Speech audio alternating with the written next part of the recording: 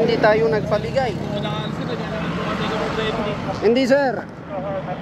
Sa Baguio City, upon approaching pedestrian, 5 seconds, slow down.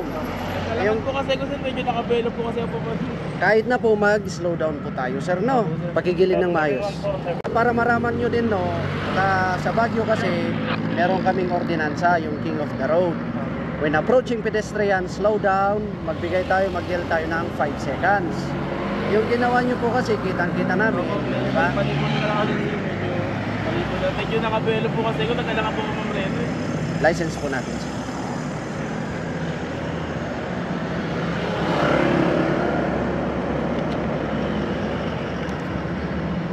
Hindi ba talaga magbigyan them? Pasensya na sir, no?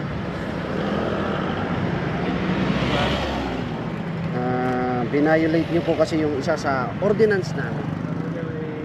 Alam ko na po mali sir. So, i-forward ko na lang yung ticket natin sa may police station, baba ng SM sir. Kano kaya yan sir? Pakitanong na lang doon sir kung magkano po.